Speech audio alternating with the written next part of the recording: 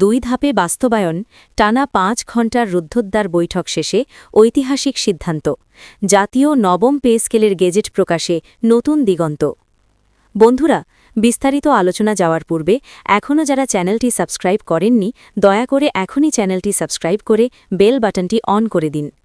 অবশেষে যে ঘোষণার জন্য অধীর অপেক্ষায় ছিলেন লাখো সরকারি কর্মকর্তা কর্মচারী, সেই জাতীয় নবম পে স্কেল আজ নতুন ও পূর্ণাঙ্গ রূপে সামনে এল।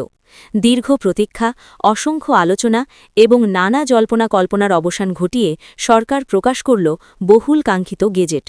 তবে এবার এক ধাপে নয়, পরিকল্পিতভাবে ২ ধাপে বাস্তবায়নের সিদ্ধান্ত নিয়েই কার্যক্রম শুরু হচ্ছে।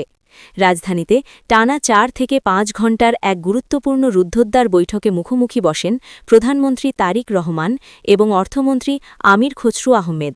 সঙ্গে ছিলেন অর্থ বিভাগের ঊর্ধ্বতন কর্মকর্তারা ও সংশ্লিষ্ট নীতি নির্ধারকরা।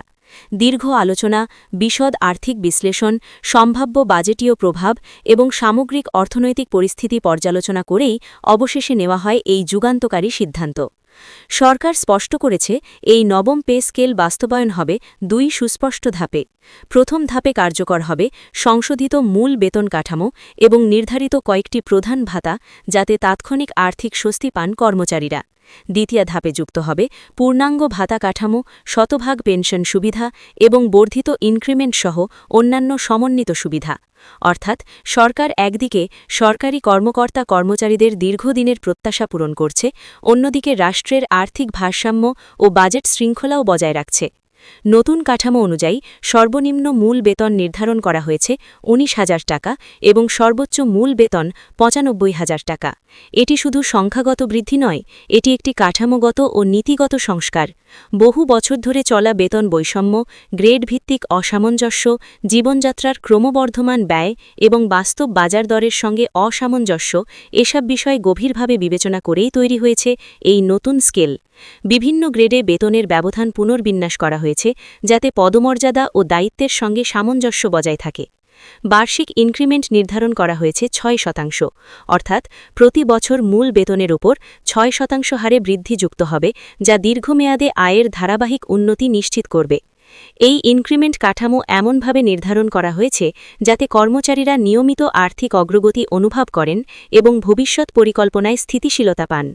সবচেয়ে আলোচিত সিদ্ধান্ত হল শতভাগ পেনশন কার্যকর করা। তবে এটিও ধাপে ধাপে বাস্তবায়িত হবে। প্রথম ধাপে বিদ্যমান পেনশন কাঠামো সমন্বয় ও হালনাগাদ করা হবে। দ্বিতীয় ধাপে সম্পূর্ণ শতভাগ পেনশন সুবিধা কার্যকর হবে। এর ফলে অবসরপ্রাপ্ত কর্মচারীদের আর্থিক নিরাপত্তা আরও শক্তিশালী হবে এবং ভবিষ্যৎ অনিশ্চয়তা অনেকাংশে কমে আসবে। ভাতার কাঠামো নতুনভাবে সাজানো হয়েছে। প্রথম ধাপে কার্যকর হবে বাড়ি ভাড়া ভাতা ৫,০০০ টাকা, চিকিৎসা ভাতা ৬,০০০ টাকা, যাতায়াত ভাতা ৪,০০০ টাকা।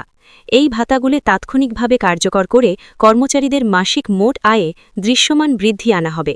দ্বিতীয় ধাপে যুক্ত হবে ও সমন্বয় করা হবে মহার্ঘ ভাতা সরকার নির্ধারিত হারে, উৎসব ভাতা বছরে নির্ধারিত উৎসব অনুযায়ী, শিক্ষা সহায়তা ভাতা বিধি অনুযায়ী, ঝুঁকি ভাতা প্রযোজ্য পদে, দায়িত্ব ভাতা পদভেদে, প্রশিক্ষণ ভাতা নির্ধারিত নিয়মে। এই ভাতাগুলোর মাধ্যমে বিভিন্ন পেশাগত বাস্তবতা ও ঝুঁকির বিষয়গুলোকে অন্তর্ভুক্ত করা হয়েছে, যাতে প্রত্যেক শ্রেণীর কর্মচারী ন্যায্য সুবিধা পান। ২ ধাপের এই কৌশল প্রণয়নের মাধ্যমে সরকার স্পষ্ট বার্তা দিয়েছে, একযোগে আর্থিক চাপ সৃষ্টি না করে পরিকল্পিত ও স্থায়ী উপায়ে বাস্তবায়নই হবে মূল লক্ষ্য। বৈঠকে অর্থমন্ত্রী আমির খসরু আহমেদ বিশদ আর্থিক চিত্র উপস্থাপন করেন, যেখানে দেখানো হয় ধাপে ধাপে বাস্তবায়নের ফলে কিভাবে বাজেট ঘাটতি নিয়ন্ত্রণে রাখা সম্ভব হবে এবং একই সঙ্গে কর্মচারীদের আর্থিক স্বার্থও রক্ষা পাবে। প্রধানমন্ত্রী তারেক রহমান নির্দেশ দেন, বাস্তবায়ন প্রক্রিয়া যেন দ্রুত, স্পষ্ট ও প্রশাসনিক জটিলতা মুক্ত হয়। এই সিদ্ধান্ত কেবল বেতন বৃদ্ধির ঘোষণা নয়, এটি একটি প্রশাসনিক সংস্কারের সূচনা। নতুন কাঠামোয় গ্রেড পুনর্বিন্যাস, ইনক্রিমেন্টের সুস্পষ্ট হার, ভাতা কাঠামোর সমন্বয় এবং পেনশন ব্যবস্থার শক্তিশালীকরণ, সব মিলিয়ে এটি দীর্ঘমেয়াদী নীতিগত পরিবর্তনের ইঙ্গিত দেয়। বিশেষজ্ঞদের মতে ৬% ইনক্রিমেন্ট এবং নির্ধারিত ভাতার সমন্বয়ে একজন কর্মচারীর মোট আয় উল্লেখযোগ্য হারে বৃদ্ধি পাবে, যা ভোগ ব্যয় ও অর্থনৈতিক কর্মকাণ্ডে ইতিবাচক প্রভাব ফেলবে। টানা ৫ ঘণ্টার বৈঠকে প্রতিটি গ্রেড, প্রতিটি ধাপ এবং প্রতিটি ভাতা নিয়ে বিস্তারিত পর্যালোচনা হয়েছে। কোন খাতে কত ব্যয় হবে, কতজন কর্মচারী উপকৃত হবেন, আগামী ৫ থেকে ১০ বছরে আর্থিক প্রভাব কী হতে পারে, এসব বিষয়ে বিশ্লেষণ করেই চূড়ান্ত গেজেট প্রকাশ করা হয়েছে। অর্থ বিভাগ জানিয়েছে, বাস্তবায়নের একটি নির্দিষ্ট সময়সূচি নির্ধারণ করা হয়েছে এবং সংশ্লিষ্ট দপ্তরগুলোকে প্রস্তুতি নিতে নির্দেশ দেওয়া হয়েছে।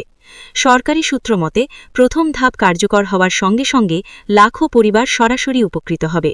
দ্বিতীয় ধাপ সম্পূর্ণ বাস্তবায়নের পর পূর্ণাঙ্গ কাঠামো কার্যকর হবে, যা সরকারি কর্মচারীদের আর্থিক সক্ষমতা ও ভবিষ্যৎ নিরাপত্তাকে আরও শক্তিশালী করবে। এতে শুধু ব্যক্তিগত আয় বৃদ্ধি পাবে না, সামগ্রিক অর্থনীতিতেও ইতিবাচক সঞ্চালন সৃষ্টি হবে। বৈঠক শেষে প্রধানমন্ত্রী তারেক রহমান জানান, সরকার প্রতিশ্রুতি রক্ষা করতে বদ্ধপরিকর। অর্থমন্ত্রী আমির খসরু আহমেদ বলেন, ২ ধাপে বাস্তবায়নের এই পরিকল্পনাই দীর্ঘমেয়াদের সবচেয়ে বাস্তবমত ও স্থায়ী সমাধান। সব মিলিয়ে জাতীয় নবম পে স্কেলের গেজেট প্রকাশ এবং ২ ধাপে বাস্তবায়নের ঘোষণা দেশের প্রশাসনিক কাঠামোতে এক নতুন অধ্যায়ের সূচনা করল।